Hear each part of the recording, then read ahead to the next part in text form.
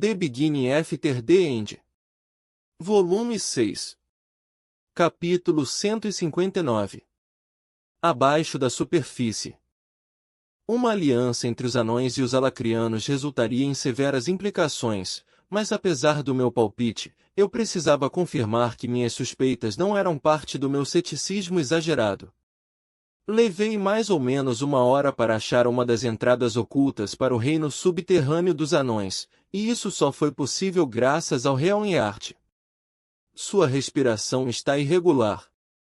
Sylvie notou de dentro do meu manto enquanto eu cuidadosamente passava meus dedos pelas delicadas ranhuras, camufladas para parecerem comuns no penhasco.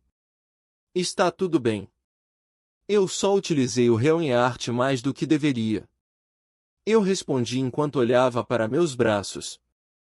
Sem as runas douradas gravadas em mim e com minha visão voltando ao normal, eu percebi o quão pálido meu corpo estava. Não era de forma alguma a palidez cremosa que a maioria das mulheres desejava, era o tipo de palidez doentia que faz você se preocupar com seu bem-estar. Eu sinto que não deveria te lembrar, mas existe um conceito chamado moderação que faz maravilhas no corpo e mente, sabe? Ignorando o sermão do meu vínculo, eu tentei entrar na passagem oculta mais uma vez. Apesar de fortalecer meu corpo com mana, a porta de pedra não se mexeu. Deve haver algum jeito de abrir isso. Estou deixando algo passar.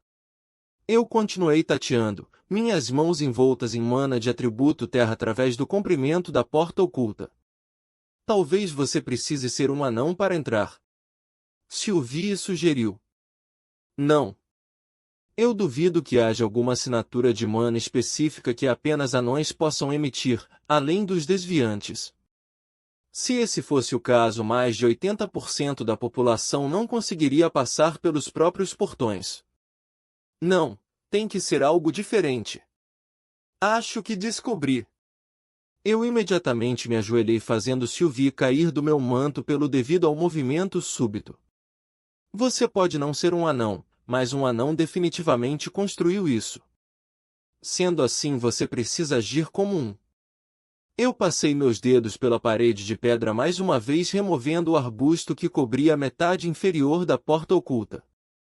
Ah, a altura! Ela exclamou, sua voz animada ecoando na minha mente enquanto ela saltava para meu ombro. Depois de vários minutos procurando uma maçaneta, alavanca ou botão que abrisse o mecanismo fechado, eu finalmente achei. Mais ou menos 120 centímetros do chão próximo ao topo da porta, minha mão esquerda afundou na abertura. De primeira pareceu que minha mão tocou alguma espécie de seiva ou substância parecida com cola, mas quando eu envolvi minha mão com mana, a viscosidade da parede mudou. Enquanto eu mexia no mecanismo da porta, eu percebi que não se tratava de quanto atributo terra você envolvia a mão, mas sim de níveis precisos e específicos enquanto inseria a mão na fechadura. Se os níveis de mana pudessem ser medidos de 1 a 10, então eu precisaria achar a combinação correta entre esses números para destrancar com sucesso a porta. Toda vez que eu chutava errado o número do nível de mana e tentava inserir minha mão com profundidade na fechadura, a terra ao redor da minha mão se tornava mais viscosa, tirando minha mão da fechadura. Droga! Eu xinguei suspirando, depois da minha 20ª tentativa falha de abrir a porta. Meio tentado explodir a porta, eu inspirei profundamente e liberei o Reonheart mais uma vez. Imediatamente uma dor abrasadora fluiu do meu núcleo para o meu corpo e membros. Eu me inclinei e caí sobre meus joelhos numa série intensa de tosses. Eu não vomitei apenas bile e comida dessa vez, mas também sangue. Uma onda de insatisfação e preocupação fluiu de Sylvie. Eu juro, se você disser algo sobre moderação de novo, vamos acabar logo com essa missão. Depois você poderá descansar apropriadamente. Ela respondeu. Com um aceno febril, eu pus peso nas minhas pernas para me levantar, apenas para cair de costas. Com a pouca mana que me restava utilizada para manter o Reonheart, eu tirei a mana das minhas pernas para abrir a fechadura. Eu pude sentir as emoções do meu vínculo enquanto ela me espiava. Se mantendo em silêncio, Sylvie me ajudou a sentar, enquanto erguia minhas costas com sua cabeça. Respirar era como engolir agulhas, mas eu estava grato por poder ativar o Realm-Art mais uma vez. Sem perder tempo eu tentei alcançar a fechadura, minha mão quase não alcançando com a ajuda de Sylvie. Usando o pouco de mana que restava eu envolvi minha mão com mana de atributo terra. Imediatamente, eu pude sentir as partículas de mana se reunirem no buraco da fechadura. Quando eu inseri o nível correto de mana na minha mão, as partículas brilharam e dispersaram, permitindo o avanço da minha mão sem o medo de ter que começar de novo. Eu aposto que dragões nunca pensaram em utilizar o Realm-Art em coisas como essa. Eu sorri enquanto minha mão submergia da parede acima de meu antebraço. Coisas como abrir uma porta? Isso seria impróprio para nós. Meu vínculo grunhiu. Situações exigem adaptações, meu pequeno dragão peludo. Eu repliquei, mexendo a mão enterrada profundamente na fechadura da porta. Com um clique satisfatório a porta deslizou e se abriu fazendo um ruído. Eu me virei e olhei para meu vínculo que estava sustentando meu corpo quebrado em pé, dando uma piscadela cheia de orgulho. Eu tenho vergonha de ter me referido a você como papai. Um dia, mesmo em sua pequena forma de raposa, tinha um palpável senso de zombaria enquanto ela rolava os olhos. Olha, foi você que chocou por minha causa.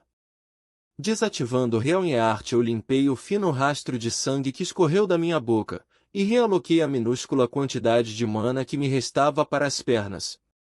Trabalhando com um único dígito de porcentagem da minha mana eu mal conseguia ter o luxo de usar minhas pernas mutiladas, até me manter em pé era uma tarefa árdua. Usando a parede como suporte eu não perdi tempo e segui pelo estreito corredor. A passagem tinha cerca de 1,5 metro de largura e seu teto raspava sobre minha cabeça nas curvas, era mais um túnel tosco do que um corredor. Felizmente, havia velas iluminando o caminho, dispostas em pequenos buracos ao longo das paredes. Sem necessidade de usar mana para qualquer coisa além de reforçar minhas pernas eu pude utilizar a rotação de mana para encher meu núcleo vazio. Eu podia sentir o calor das velas, mas após viajar através do duro vento arenoso, o calor era muito bem-vindo. Eu me prendi ao lado esquerdo do corredor, parte porque era mais oculto e parte porque eu precisava de suporte enquanto caminhava pelo corredor que ia se inclinando lentamente. Enquanto Sylvie trotava cuidadosamente alguns passos à frente, checando e testando qualquer coisa remotamente suspeita que poderia abrigar uma armadilha oculta. Isso é realmente uma boa ideia? Você não está em condições de lutar. E se encontrarmos um inimigo? Eu estou limitada ao que posso fazer nessa forma e mesmo se descobrirmos que os anões são aliados dos alacrianos, o que poderemos fazer? Meu vínculo bombardeou enquanto caminhávamos pelo corredor. Não é uma boa ideia, mas precisamos fazer isso. Eu respondi com seriedade. Você está certa, eu não posso lutar e aqui não tem lugares que possamos nos esconder caso encontremos um inimigo, mas não podemos perder tempo nos recuperando. Se eu estiver certo nos podemos obter provas, eu sei que viriam e Aldir vão nos ouvir. Tudo bem, mas nosso acordo continua. Se formos expostos eu vou quebrar a parede e nos tirar daqui. De acordo. Eu respondi enquanto caminhávamos pelo corredor mal iluminado quando algo luminoso que não era uma vela apareceu à distância. Olhamos um para o outro e meu vínculo e eu fomos na direção da luz. O túnel se curvava ligeiramente quanto mais nos aproximávamos da luz e minha audição captou alguns ecos ao longe. Os barulhos aumentavam à medida que nos aproximávamos, mas acontecia muitas coisas ao mesmo tempo para que eu pudesse captar sons específicos. Havia conversas, ecos, múltiplos passos, assim como o ressoar de metal. Finalmente, depois de alguns minutos desconcertantes, avistamos a saída do túnel. Com minhas costas contra a parede eu a contornei em direção à saída com cuidado, para não tropeçar em alguma pedra ou mesmo causar algum ruído que pudesse alertar algum guarda próximo. Sem sentir qualquer coisa próxima à saída, Sylvie e eu nos esgueiramos para a beira da mesma, onde uma sombra curta nos protegeria de qualquer olhar inesperado. Nós olhamos boquiabertos a magnitude do lugar onde tropeçamos. O corredor estreito se abria numa enorme caverna, com um teto que tinha a forma de um domo perfeito. Por um momento eu achei que não estávamos mais no subsolo.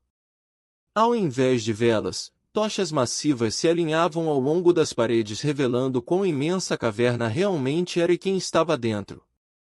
Deixando escapar, mentalmente, uma enxurrada de xingamentos depois de espiar.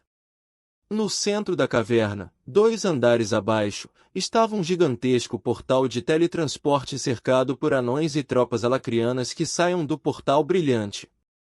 Antes de poder observar melhor o que estava acontecendo, o som de passos no corredor por onde havíamos vindo me fez dar meia volta. A gigantesca caverna parecia com uma colmeia, onde dezenas de outros túneis semelhantes ao que estávamos eram alinhados uniformemente ao longo das paredes. Dezenas de escadas esculpidas na pedra eram rentes às paredes, onde cada uma delas levava a um túnel diferente, e se aproximando do túnel por onde Sylvie e eu viemos, se aproximava um pelotão de soldados alacrianos. Eu vou nos tirar daqui. Meu vínculo declarou, seu corpo começando a brilhar. Ainda não. Focando em uma das entradas alguns metros à frente, eu fiz com que algumas pedras desmoronassem. Eu imediatamente escutei o barulho das vestes e do metal assim que os soldados se viraram. Usando a oportunidade, eu rapidamente peguei meu vínculo e a segurei com firmeza contra meu peito, me achatando contra a esquina entre a entrada e a parede o máximo que pude. Utilizando a mana que reuni no caminho até aqui, ergui uma cortina de pedra ao nosso redor. Foi apenas uma pedra solta. Vamos continuar. O soldado liderando o pelotão grunhiu. Prenda a respiração. Eu ordenei a Sylvie enquanto ativava o Mirage Walk. Alterando a atmosfera de mana ao nosso redor para esconder nossa presença, algo que nunca precisei fazer desde que voltei a Dikaten, mas com soldados inimigos marchando a apenas alguns passos de nós, eu não queria correr qualquer risco. Dentro do caixão de terra, eu estava cercado pela escuridão, podia ouvir a marcha sincronizada dos soldados enquanto passavam por nós, com passos deliberados ecoando nas paredes do túnel. Eles estavam tão perto que eu podia ouvir seus sussurros. Quando você pensa que voltaremos para casa? Uma voz murmurou. Por quê? Já está sentindo falta da sua família? Uma voz rouca zombou. Apenas foque em adquirir algumas recompensas durante essa guerra. Seu sangue irá te agradecer assim que puderem mudar daquele barraco que você chama de casa. Grande Vritra, calados. Uma voz sibilou. Nosso time inteiro irá ficar à noite de guarda se vocês continuarem com isso. Surdo, Grande Vritra, nesse caso aqui é mais como meu Deus, ponto. Eu não pude evitar de ficar absorto com a conversa. Seu jeito de falar era meio semelhante ao nosso, mas alguns termos como sangue e Grande Vritra eu só pude compreender pelo contexto. Isso me fez pensar. Como podem 2 continentes que mal tiveram contato ter uma linguagem tão parecida? Meu avô me disse que foi por causa da intervenção dos Azuras. Meu vínculo entrou na conversa, com a voz que demonstrava estar tensa, mesmo na minha mente. Os Azuras enviavam representantes com frequência para auxiliar o progresso de Alacria e de Dikaten quando preciso. Ele explicou como eles tomavam forma de seres inferiores, embora extremamente inteligentes, e os ajudavam no progresso através dos séculos. Foi assim que os Azuras entregaram os artefatos para nós no passado. Eu perguntei. Sim. Exceto que aparentemente fazemos isso desde antes daquilo. Os artefatos foram uma medida drástica para impedir a extinção completa dos seres inferiores. Entendo. Eu ponderei, era estranho pensar que os gênios do meu antigo mundo eram deidades enviadas para assegurar nossa sobrevivência e progresso. Enquanto os minutos passavam lentamente, as conversas dos soldados serviram como forma de alívio para o desconforto de nossa situação. Sem nenhuma rachadura no caixão para respirarmos, ele se tornou incrivelmente sufocante e quente. Eu tentei apenas focar no Mirage Walk para nos ocultar de qualquer um com sentidos afiados quando uma batida balançou a fenda selada que estávamos dentro. "O que você está fazendo?"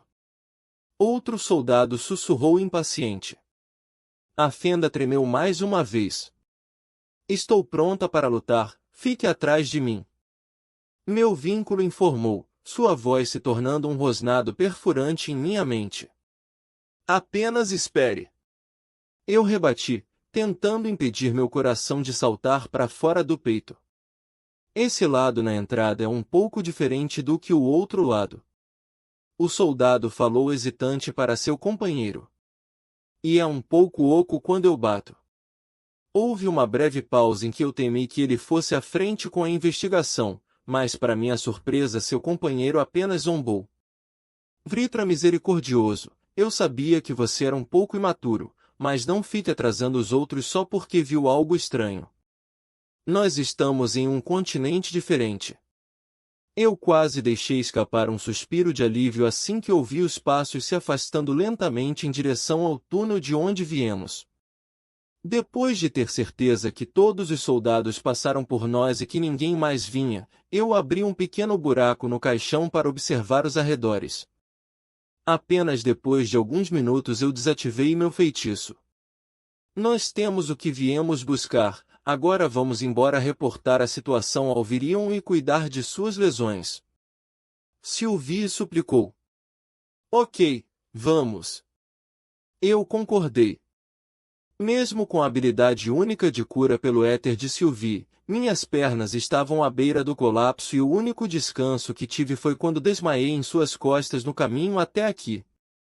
Já contemplando o melhor jeito de reportar as críticas notícias a Virion e Aldir e as precauções que eu deveria tomar em caso de precisar combater as duas lanças dos anões, eu olhei por acaso para o teto em forma de domo da caverna, quando os soldados alacrianos subitamente se ajoelharam de frente para o portal de teletransporte. Depois de confrontar dois retentores e até mesmo ter derrotado um, eu pensei que eu estava pronto para combater uma foice. Mesmo sob a suspeita de que os anões estavam traindo Dikaten, eu estava confiante que eu venceria essa guerra.